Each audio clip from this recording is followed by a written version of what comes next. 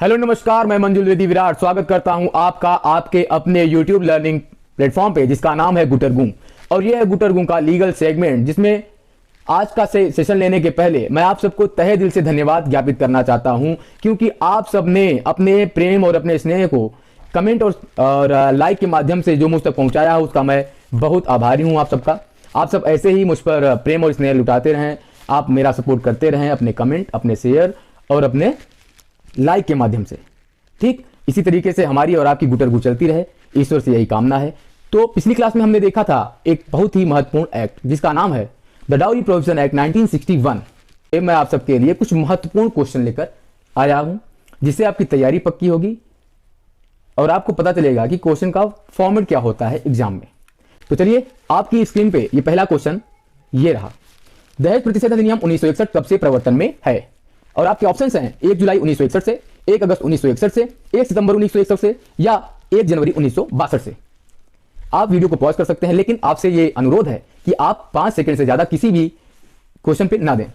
ठीक, तो इसी आशा के साथ अब मैं आपको जैसे ही क्वेश्चन बोलूंगा उसके बाद आंसर भी बताते चलूंगा, ताकि आपका ज्यादा टाइम वेस्ट ना हो। अगर आपको सोचना है किसी विषय पे, किसी क्वेश्चन पे, तो आप वीडियो को पॉज कर लीजिएगा, सोच लीजिएगा, लेकिन 5 सेकंड से ज्यादा समय मत लीजिएगा। ठीक, तो बताइए इसका सही आंसर क्या होगा? इसका सही आंसर है आंसर ए, 1 जुलाई 1961 से। जब हमने द डाउरी प्रोविजन एक्ट 1961 की बात की थी, तो उसके सेक्शन 1 में हमने ये पढ़ा था इसके संक्षिप्त नाम, विस्तार और प्रारंभ के बारे में। तो प्रारंभ की तारीख हमने उसी समय देखी थी और मैंने आपसे कहा था कि ये बहुत ही महत्वपूर्ण तारीख है, इसे आप याद कर लीजिए। ये क्वेश्चन हमेशा एग्जाम में पूछ लिया जाता है। ठीक, तो इसका आंसर क्या है? 1 जुलाई 1961 से। आइए अब दूसरे क्वेश्चन पे चलते हैं। दहेज की परिभाषा किस धारा में दी गई है? आपके ऑप्शंस हैं option A 2, option B 3, option C 4, option D 5। और इसका सही आंसर है ऑप्शन ए, सेक्शन 2 में। मैंने बात की थी कि इस एक्ट में केवल एक ही डेफिनेशन दी गई है, जिसका नाम है डाउरी। और ज्यादातर जितने भी एक्ट बनाए गए हैं उनकी सेक्शन 2 जो होती है वो होती है डेफिनेशन क्लॉज। तो इसका सही आंसर क्या है? सेक्शन 2 और ऑप्शन है ए। अब लेते हैं तीसरा सवाल आज का, जो है निम्न में से दंडनीय है। क्या दंडनीय है आपको बताना है। नीचे ऑप्शंस दिए जा रहे हैं। ऑप्शन ए दहेज देना, ऑप्शन बी दहेज लेना, ऑप्शन सी दहेज मांगना, ऑप्शन डी उपर्युक्त सभी। और इसका सही जवाब है ऑप्शन डी, उपर्युक्त सभी। मैंने आपको बताया था कि दंडनीय इस एक्ट में दहेज को लेना देना तो बनाया ही गया है, बल्कि दहेज को अगर कोई लेने या देने के लिए दुष्प्रेरित कर रहा है, यह भी दंडनीय अपराध है इस एक्ट में। ठीक, तो चलिए लेते हैं अपना अगला क्वेश्चन, जो है दहेज में शामिल नहीं है। आपको बताना है कि किस चीज को दहेज में शामिल नहीं किया गया है। तो ऑप्शंस हैं विवाह के पश्चात मूल्यवान प्रतिभूत देने का करार, ऑप्शन बी मेहर, option C A and B both, option D उपर्युक्त में से कोई नहीं। इसका सही जवाब है उत्तर आंसर जो ऑप्शन है वो बी है। क्यों? क्योंकि इसमें जो डाउरी प्रोहिबिशन एक्ट है, इसमें दहेज में शामिल किया गया है प्रॉपर्टी को और वैल्यूएबल सिक्योरिटीज को, लेकिन मेहर को एग्जेम्प्ट किया गया है इस एक्ट में। इस एक्ट में बताया गया है कि अगर आप शरिया कानून से रेगुलेट होते हैं, तो अगर आप मेहर की अदायगी करते हैं, मेहर देते हैं, तो इसे डाउरी में नहीं इंक्लूड किया जाएगा, इसे एक्सक्लूड किया गया है। ठीक है, चलिए लेते हैं अगला क्वेश्चन। दहेज लेना या देना किस धारा के अंतर्गत दंडनीय है? ऑप्शंस हैं option A 3, option B 4, option C 5, option D 6। इसका सही जवाब है ऑप्शन ए, सेक्शन 3। सेक्शन 3 में बताया गया है कि दहेज लेना देना या दहेज लेने या देने को दुष्प्रेरित करना क्या है? दंडनीय अपराध है। आई होप आपको मजा आ रहा होगा, इंटरेस्टिंग लग रहा होगा ये सेशन। तो चलिए लेते हैं आज का अगला क्वेश्चन, जो है दहेज मांगना किस धारा के अधीन दंडनीय है? तो ऑप्शन है option A 3, option B 4, option C 5, option D 7। इसका सही जवाब है ऑप्शन बी, सेक्शन 4। सेक्शन 4 में ही बताया गया है कि अगर आप दहेज मांगते हैं तो आप दंड के भागी होंगे। मैंने आपको बताया था इसमें दंड कैसे याद करना है। मांग रहा है, दे दो दे दो दे दो। ठीक, जैसे ही आप मांगेंगे आप अधिकतम 2 साल तक के लिए सजा के भागी होंगे। ठीक, और जुर्माना भी मैंने आपको याद कराया था, जहां 2 आएगा वहां 10 आएगा। ठीक, चलिए लेते हैं आज के सेशन का अगला सवाल, जो है दहेज देने या लेने या दुष्प्रेरित करने के लिए अधिनियम के अंतर्गत कितना दंड विहित है? अर्थात आपको कितना दंड दिया जा सकता है? कब? जब आप दहेज ले रहे हैं, दे रहे हैं या दुष्प्रेरित कर रहे हैं। और आपके ऑप्शंस हैं 1 वर्ष के कारावास से, बी 2 वर्ष के कारावास से, सी 3 वर्ष के कारावास से, डी 5 वर्ष के कारावास से। और सही जवाब है ऑप्शन डी, 5 वर्ष के कारावास से। जिसमें मैंने आपको बताया था कि अगर आपने दहेज लिया या दिया या दुष्प्रेरित किया लेने या देने को, तो क्या होगा? होगा ये कि आपको 5 वर्ष से कम की सजा नहीं होनी है, ये ज्यादा हो सकती है। लेकिन एक ही कंडीशन बताई गई थी कि अगर कोर्ट को लगता है कि कोई एडिक्वेट या स्पेशल रीजन है, तो आपको 5 साल से कम की सजा भी दे सकता है। ठीक, चलिए लेते हैं आज के सेशन का अगला सवाल, जो है दहेज लेने या दहेज देने के लिए कितना जुर्माना हो सकता है? ऑप्शन है ऑप्शन ए 15,000 रुपए, ऑप्शन बी दहेज के मूल्य के रकम तक, या ऑप्शन सी 1 एवं 2 में से जो भी अधिक हो, और या ऑप्शन डी 25,000 रुपए। इसमें जो ऑप्शन है ये है ऑप्शन सी, अर्थात 15,000 रुपए या जितना भी आपने दहेज में लिया है उनमें जो भी अधिक होगा। मैंने आपको कहा था अगर आपने 5,000 रुपए आपको दहेज मिला है तो दंड के स्वरूप आपको 15,000 रुपए फाइन के रूप में भरना पड़ेगा। लेकिन अगर आपने 1 लाख रुपए दहेज ले लिया है तो आप सोचे गुरु 1 लाख रुपया ले लेते हैं दहेज, 15,000 रुपए भरना पड़ेगा, आराम से भर के बाहर हो जाएंगे। ना ना ना, अगर आपने 1 लाख रुपए दहेज लिया है तो फिर आप 1 लाख रुपए ही भरेंगे। आप 15,000 रुपए से आप देकर आप बच नहीं सकते हैं, आपकी लायबिलिटी पूरी नहीं होती है। ठीक, तो चलिए लेते हैं आज के सेशन का अगला सवाल जो है दहेज लेने या दहेज देने के लिए कितना जुर्माना हो सकता है। ये सवाल अभी हमने लिया, अब लेते हैं अगला सवाल। दहेज प्रतिषेध अधिनियम लागू नहीं होगा, किस पर नहीं लागू होगा अभी हमने बात की थी, लेकिन फिर ये सवाल टपक पड़ा है तो आइए देख लेते हैं, थोड़ा सा चेंज है इसमें। इसके ऑप्शंस हैं शरीयत पर, भेंटों पर, उपयुक्त ए एवं बी बोथ पर, या डी उपयुक्त में से कोई नहीं। और इसका सही जवाब है ए एवं बी दोनों पर। क्यों? क्योंकि मैंने आपको बताया था जो शरीयत से रेगुलेट होता है वो देगा मेहर, मेहर को एग्जम्प्ट किया गया है। देखिए यहां मेहर शब्द नहीं दिया, यहां शरीयत दे दिया, इसलिए कहते हैं कि कानून भी पढ़ के चलिए कि किस कानून के अंतर्गत क्या एग्जम्पशन मिला है। ठीक, और दूसरा आंसर क्या दिया, इसका ऑप्शन क्या दिया था, भेंटों पर। मैंने आपको बताया था कि ये एग्जम्प्टेड है, लेकिन भेंटों पर डाउरी कब नहीं लागू होगी, जब ये बिना डिमांड के मिली हो, मांगी नहीं गई हो। अगर बिना डिमांड के ये भेंटें आपको मिली हैं तो ये डाउरी में नहीं आएंगी। लेकिन अगर आपने इसकी डिमांड की है, जैसा कि मैंने आपको पिछली क्लास में बताया था कि ससुर जी मेरे गले में चैन होनी चाहिए, सासू मां मुझे 9 लखा हार चाहिए, बस तभी होंगे फेरे, नहीं तो मैं निकल जाऊंगी आपके घेरे से बाहर। ठीक, तो ये आपको बात समझ में आ गई होगी। अगर आपने क्लास नहीं की है तो प्लीज आप जाके पहले द डाउरी प्रोहिबिशन एक्ट 1961 जो मैंने पहले क्लास ली थी उसको आप जरूर देख लें। ठीक, चलिए तो आपको एक्सप्लेनेशन थोड़ा समझ में आएगा कि मैं क्या बक रहा हूं। चलिए लेते हैं आज के सेशन का अगला सवाल। दहेज मांगने का न्यूनतम दंड कितना है? अगर आपने दहेज मांगा तो आपको कितना दंड मिल सकता है? तो इसके ऑप्शन है ऑप्शन ए 3 माह, ऑप्शन बी 6 माह, ऑप्शन सी 1 वर्ष, ऑप्शन डी 2 वर्ष। मैंने आपको कहा था जैसे ही आप दहेज मांगेंगे कम से कम आपको 6 वर्ष की सजा होगी। 6 साल से नीचे की सजा आपको, कम की सजा नहीं होने से हो सकती। और इसकी अधिकतम सजा कितनी हो सकती है? 2 साल। मैंने आपको बताया था दे दो वाला टॉपिक था कुछ। अब उसी तरीके से जैसे मैंने सेक्शन 3 में आपको बताया था उसी ठीक वही रूल यहां अप्लाई होता है। अगर कोर्ट को लगता है कि कोई विशेष और पर्याप्त कारण है, एडिक्वेट एंड स्पेशल रीजन है, तो आपकी सजा को कम किया जा सकता है। ठीक, चलिए लेते हैं आज के सेशन का अगला सवाल जो है दहेज प्रतिषेध अधिनियम के अंतर्गत विहित दंड से कम दंड न्यायालय कब दे सकता है? मैंने आपको अभी बताया, अब ये क्वेश्चन लेने लायक नहीं है इसलिए मैं आपको सीधे आंसर बताता हूं। अगर पर्याप्त और विशेष कारण है तो कोर्ट आपको विहित दंड से, मतलब दिए गए दंड से, जो दंड इस एक्ट में दिए गए हैं उससे कम आपको सजा दे सकता है। ठीक, चलिए लेते हैं अगला सवाल जो है विवाह के प्रतिफल स्वरूप विज्ञापन पर पाबंदी किस धारा में लगाई गई है? और आपके ऑप्शंस हैं सेक्शन 3 में, ऑप्शन बी सेक्शन 4 में, ऑप्शन सी सेक्शन 4A में, ऑप्शन डी 5 में। मैंने आपको बताया था कि जैसे ही आपने ढिंडोरा पिटवाया या जैसे ही आपने न्यूज़पेपर में जर्नल छपवा दिए कि भैया ये है मेरी बेटी, ये है मेरा बेटा, ये है मेरा रिश्तेदार, और इससे जो करेगा शादी उसे मैं दूंगा क्या, या तो प्रॉपर्टी में शेयर दूंगा या अपनी पैसे दूंगा उसको, या दोनों दे दूंगा, तो लोग करते हैं लालच और जाते हैं कर लेते हैं शादी। पुरानी मूवीज में आपने बहुत देखा होगा जिसमें अमरीश पुरी हमें कहते आपको दिख जाता होगा, ओए ओए ओए जो भी मेरी बेटी से शादी करेगा उसे मैं इतने रुपए दूंगा। वो ठाकुर साहब होते थे और कह देते थे, लोग आते थे शादी कर लेते थे। ठीक, तो इसको कहां पनिशेबल बनाया गया है? इसको पनिशेबल बनाया गया है सेक्शन 4A में कि जैसे ही आपने एडवर्टीजमेंट कराया, इसको आप कैसे कनेक्ट कर सकते हैं? 4A एडवर्टीजमेंट, ए और ए आया ना, तो जैसे ही 4A है जहां एडवर्टीजमेंट आएगा वहां 4A अप्लाई होगा। बहुत ही आसानी के साथ आपको हमेशा याद रहेगा। अगर एडवर्टीजमेंट होगा तो 4A में जो देगा वो जाएगा, जो भी विज्ञापन देगा वो उसको पनिशमेंट मिलेगी। ठीक है, चलिए लेते हैं अगला सवाल। दहेज देना या देने का करार शून्य होता है किस सेक्शन में? मैंने आपसे क्वेश्चन भी किया था कि कॉन्ट्रैक्ट एक्ट में ऐसी कौन सी सेक्शंस हैं जो दहेज को वाइड घोषित करती हैं, वाइड बनाती हैं, और आपने मुझे आंसर नहीं दिया था। फिर से एक बार पूछ रहा हूं, प्लीज कमेंट जरूर करिएगा। तो ऑप्शन हैं धारा 5 के अंतर्गत, ऑप्शन बी धारा 25 के अंतर्गत, ऑप्शन सी धारा 7 के अंतर्गत, ऑप्शन डी धारा 2 के अंतर्गत। और इसका सही जवाब है धारा 5 के अंतर्गत। धारा 5 में केवल यही बताया गया है कि दहेज देने या लेने का अगर करार किया गया है तो वो शून्य होगा। ठीक, चलिए लेते हैं अगला क्वेश्चन। और क्वेश्चन है धारा 3 एवं 4 का अपवाद प्रस्तुत करती है। ये थोड़ा घुमाऊ क्वेश्चन है, थोड़ा दिमाग लगाइएगा। धारा 3 एवं 4 का अपवाद कौन सी धारा प्रस्तुत करती है? और ऑप्शंस हैं धारा 5, धारा 6, धारा 7, धारा 8। ऑप्शन ए है धारा 5, ऑप्शन बी है धारा 6, ऑप्शन सी है धारा 7 और ऑप्शन डी है धारा 8। तो इसका सही जवाब है सेक्शन 6, ऑप्शन बी।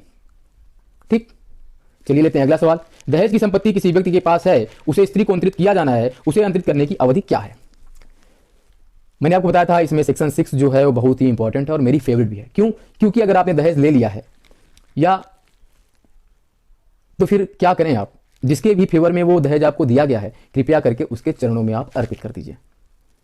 ठीक, अगर आप नहीं करते हैं तो इसकी मैंने 3 कंडीशंस आपको बताई थी, कितने टाइम टेन्योर में आपको वापस करनी है। अगर आप नहीं करते हैं तो आप जाते हैं जेल। तो चलिए ऑप्शंस देख लेते हैं। ऑप्शन इसके हैं, ऑप्शन ए 3 महीने, ऑप्शन बी 6 महीने, ऑप्शन सी 1 महीने या ऑप्शन डी 2 महीने। मैंने आपको बताया था, आपको याद होगा 3 कंडीशन बताई थी, या तो विवाह के पहले दी गई हो, या विवाह के समय या बाद में दी गई हो, या जब स्त्री 18 साल की नहीं हुई है उस पर आपको प्राप्त हुई हो। तो तीनों कंडीशन मैंने आपको बताई थी। अगर विवाह के पहले आपने प्राप्त किया है तो जब विवाह होगा, विवाह हो रहा है या विवाह होने के पश्चात तो जिस तारीख को आपको मिला होगा। अगर महिला 18 साल की नहीं हुई है तब मिला है तो जिस दिन वो 18 साल की हो रही है उसके बाद 3 महीने के भीतर आपको करना होगा। अगर आप ऐसा नहीं करते हैं तो आप जाते हैं जेल। और इसका सही आंसर है 3 महीने के अंदर। मैंने बताया 3 महीने का होता है, 3 महीने में आप उसको वापस करना होता है। चलिए लेते हैं अगला सवाल। संपत्ति का न्यासी विहित अवधि के भीतर स्त्री को संपत्ति अंतरित नहीं करता तो वह दंडनीय होगा। अगर आपने संपत्ति ले रखी है और आप दे नहीं रहे हैं, 3 महीना बीत गया तीनों ही कंडीशन में, फिर भी आप नहीं दे रहे हैं, तो आपको कितना दंड मिलेगा, ये इस क्वेश्चन में पूछा गया है। और ऑप्शन हैं केवल 6 माह के कारावास से, केवल 3 माह के कारावास से, और ऑप्शन सी कम से कम 6 माह के कारावास से, या 5,000 रुपए जुर्माने से, या दोनों से, या ऑप्शन डी उपयुक्त में से कोई नहीं। और इसका सही जवाब है ऑप्शन सी, 6 माह से कम का आपको कारावास होना नहीं है और आपको 5,000 रुपए जुर्माना या दोनों हो सकता है। ठीक, लेते हैं आज के सेशन का अगला सवाल। इस अधिनियम के अधीन अपराध का संज्ञान ले सकता है और विचारण कर सकता है, यह आपको बताना है कि कौन कर सकता है। और ऑप्शन हैं महानगर मजिस्ट्रेट, ऑप्शन बी प्रथम वर्ग न्यायिक मजिस्ट्रेट, ऑप्शन सी यथास्थिति 1 और 2 दोनों, ऑप्शन डी द्वितीय वर्ग न्यायिक मजिस्ट्रेट। तो मैंने आपको सीधे तौर पर बताया था धारा 7 के बारे में। वो क्या बताती है? धारा 7 बताती है कि फर्स्ट क्लास जुडिशियल मजिस्ट्रेट और मेट्रोपॉलिटन मजिस्ट्रेट से नीचे का कोई भी न्यायालय द डाउरी प्रोहिबिशन एक्ट 1961 से संबंधित किसी भी अपराध का संज्ञान नहीं लेगा। आपको याद होगा, मैंने आपको बताया था, मुझे पक्का यकीन है कि आपको ये याद होगा। ठीक, तो इसका ऑप्शन आपको पता चली गया होगा, ए एवं बी दोनों, क्योंकि इसमें सीधे तौर पर लिखा है कि first class judicial magistrate and second class judicial magistrate, first class judicial magistrate और मेट्रोपॉलिटन मजिस्ट्रेट से निचली अदालत का कोई भी मजिस्ट्रेट इसका संज्ञान नहीं लेगा। लेते हैं अगला क्वेश्चन आज के सेशन का, जो है इस अधिनियम के अधीन अपराध होता है क्या होता है, ये आपको बताना है। और ऑप्शन हैं ऑप्शन ए संज्ञेय अजमानती और असमनी, ऑप्शन बी संज्ञेय और असमनी, ऑप्शन सी असंज्ञेय और अजमानती, ऑप्शन डी असंज्ञेय और जमानती। और इसका सही आंसर है ऑप्शन ए संज्ञेय अजमानती और असमनीय, cognizable, non bailable and non compoundable. मैंने आपको बताया था कि अगर आप बहुत गिड़गिड़ा रहे हैं कि अरे भैया बहुत बड़ी गलती हो गई, अब जिंदगी में ऐसा काम नहीं करेंगे, और जो एग्रीड पर्सन है उसको आप पे दया आ जाती है, वो कहता है ठीक है कोर्ट में चल के हम बोल देंगे कि जज साहब इनको माफ़ कर दीजिए, तो ऐसा बिल्कुल नहीं होने वाला। क्योंकि ये जो असमनीय प्रकृति के अपराध होते हैं उन्हें कोर्ट की सम्मति से भी सेट ऑफ नहीं किया जा सकता। ठीक, चलिए लेते हैं आज के सेशन का अगला सवाल। दहेज प्रतिषेध अधिनियम के अंतर्गत अपराध को संज्ञेय और असमनीय बनाया गया है, किस धारा के अंतर्गत, ये आपको बताना है। ऑप्शन है ऑप्शन ए धारा 8 के अंतर्गत, ऑप्शन बी धारा 9 के अंतर्गत, ऑप्शन सी धारा 10 के अंतर्गत, ऑप्शन डी धारा 11 के अंतर्गत। धारा 11 है क्या इस एक्ट में? तो इसका ऑप्शन है ऑप्शन ए धारा 8। चलिए लेते हैं अगला सवाल, जो है इस अधिनियम के अंतर्गत नियम बना सकती है, कौन बना सकता है? ऑप्शन ए केंद्र सरकार, ऑप्शन बी राज्य सरकार, option C A and B both, option D न्यायालय। तो कौन बना सकता है? रूल मेकिंग की पावर दोनों को है, सेंट्रल गवर्नमेंट को भी है और स्टेट गवर्नमेंट को, लेकिन दोनों के लिए अलग अलग सेक्शन प्रोवाइड किए गए हैं, बताए गए हैं। सेक्शन 9 में सेंट्रल गवर्नमेंट बना सकती है, सेक्शन 10 में स्टेट गवर्नमेंट बना सकती है रूल्स। ठीक, इस एक्ट के रिगार्डिंग लेते हैं अगला क्वेश्चन। दहेज का पत्नी और उसके वारिसों के फायदे के लिए हो सकता है, कहा गया है किस धारा में? दहेज किसी स्त्री के लिए या उसके वारिसों के लिए हो सकता है, ऐसा किस सेक्शन में प्रावधान किया गया है? और ऑप्शन हैं सेक्शन ए धारा 6 के अंतर्गत, ऑप्शन बी धारा 7 के अंतर्गत, ऑप्शन सी धारा 8 के अंतर्गत और ऑप्शन डी धारा 9 के अंतर्गत। धारा 6 इसका सही जवाब है ऑप्शन ए। ये मैंने क्वेश्चन पहले भी लिया था, लेकिन थोड़ा रिवीजन के लिए, क्योंकि थोड़े सेक्शन आपको ताकि याद हो जाए। चलिए लेते हैं अगला क्वेश्चन, जो है जब तक संपत्ति स्त्री को अंतरित नहीं कर दी जाती तब तक संपत्ति का धारक होता है, किस रूप में होता है वो? और ऑप्शन हैं ऑप्शन ए न्यासी, ऑप्शन बी मालिक, ऑप्शन सी न्यासधारी, ऑप्शन डी हितग्राही। तो इसका सही जवाब है ऑप्शन ए न्यासी। मैंने आपको बताया था जब तक ये संपत्ति जिस पक्षकार को मिलनी चाहिए, चाहे वो महिला हो, अगर महिला मर गई है तो उसके वारिस को, अप्राकृतिक कारणों से 7 वर्ष के भीतर मर जाती है, संतान नहीं है तो माता पिता को, अगर संतान है तो उसकी संतान को मिलेगा। संतान अगर 18 साल की नहीं हुई है तो 18 साल तक आप उसको न्यासी के तौर पर रखेंगे इन सभी कंडीशन में। तो न्यासी के तौर पर ही आप संपत्ति को अपने पास रख सकते हैं, उसके ओनर नहीं बन सकते हैं। ठीक, चलिए लेते हैं आज की सेशन का अगला क्वेश्चन, जो है दहेज प्रतिषेध वर वधु भेंट सूची नियम 1985 कब से प्रवृत्ति हुई है? और इसके ऑप्शंस हैं ऑप्शन ए 2 जनवरी 1985, ऑप्शन बी 2 अक्टूबर 1985, ऑप्शन सी 10 अक्टूबर 1986 और एंड ऑप्शन डी 10 नवंबर 1986। और इसका सही जवाब है ऑप्शन बी 2 अक्टूबर 1985 को। जो ये दहेज प्रतिषेध वर वधु भेंट सूची नियम है ये 1985 को प्रवृत्त किया गया था 2 अक्टूबर 1985 को। ठीक, लेते हैं आज के सेशन का अगला सवाल जो है दहेज प्रतिषेध अधिनियम 1985। दहेज प्रतिषेध नियम 1985 में कुल कितने नियम हैं? इसमें केवल 2 ही नियम है। मैं आपको पहले ही बता दूं क्योंकि कल पिछली क्लास में मैंने इसको नहीं लिया था क्योंकि मुझे बहुत ज्यादा इंपॉर्टेंट नहीं लगी थी। मुझे लगा था कि जब मैं आपको क्वेश्चन आंसर कराऊंगा तो उसी समय बता दूंगा क्योंकि इसमें केवल 2 ही नियम बताए गए हैं बेसिकली। ठीक, तो ये याद रख लीजिए कि दहेज प्रतिषेध नियम 1985 में केवल 2 ही नियम बनाए गए हैं। इसमें केवल 2 ही नियम हैं। चलिए लेते हैं अगला क्वेश्चन। निम्न कथनों में से सत्य क्या है? भेंटों की सूची लिखित में होनी चाहिए। ऑप्शन बी भेंटों की सूची पर वर वधु दोनों के हस्ताक्षर होने चाहिए। ऑप्शन सी भेंटों की सूची विवाह के समय या विवाह के पश्चात यथासंभव शीघ्र तैयार की जाएगी। ऑप्शन डी उपयुक्त सभी। तो जितने भी ये नियम बताए गए हैं इनका होना जरूरी है एक नियम बनाने में। जैसे भेंटों की सूची तैयार होगी ये लिखित में होनी चाहिए। भेंटों की सूची पर वर वधु दोनों के हस्ताक्षर होने चाहिए। भेंटों की सूची विवाह के समय या विवाह के पश्चात यथासंभव जितनी जल्दी हो सके सब काम धाम छोड़ के पहले इसको तैयार कर लीजिए। क्यों? क्योंकि अगर ये आपके पास नहीं होगी तो ये आपके गले की फांस बनेगी, फिर आपसे ना तो ये निगलते बनेगा ना ही उगलते बनेगा। तो ऑप्शन डी इसका सही जवाब है। लेते हैं अगला क्वेश्चन। भेंटों की सूची के संबंध में निम्न कथनों में से सत्य कथन क्या है? और ऑप्शन है ऑप्शन ए उसमें भेंट का अनुमानित मूल्य होना चाहिए। ऑप्शन बी यदि वर वधु पढ़े लिखे नहीं है तो उनका अंगूठा निशान लिया जाएगा। ऑप्शन सी नातेदार या विवाह के समय उपस्थित व्यक्ति का हस्ताक्षर कराया जा सकता है। ऑप्शन डी भेंट देने वाले का नाम और संबंध लिखा जाएगा। ऑप्शन ई उपयुक्त सभी। तो इसका उत्तर है ऑप्शन ई उपयुक्त सभी। ये सारी की सारी चीजें ही होंगी, इन सारी चीजों का होना आवश्यक है। ठीक, नहीं तो इस नियम का कोई मतलब नहीं निकलेगा, इस सूची का कोई मतलब नहीं निकलेगा। उस सूची में क्या होना चाहिए? अनुमानित एक रफ आइडिया आदमी ले लेता है कि हाँ इतना आया इतना गया ये मिला।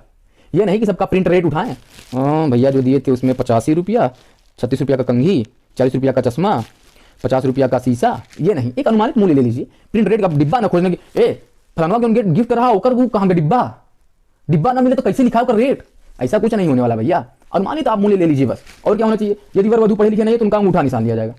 भैया उनकी सहमति जरूरी है ना।